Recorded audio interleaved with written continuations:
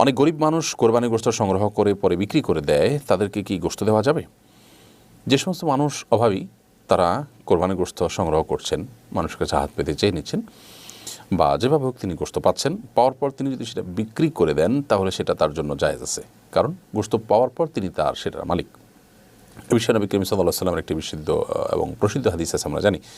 বারিরা রাদিয়াল্লাহু তাআলা আনহা নামে একজন মহিলা সাহাবী ছিলেন, দাসী যথাসম্ভব।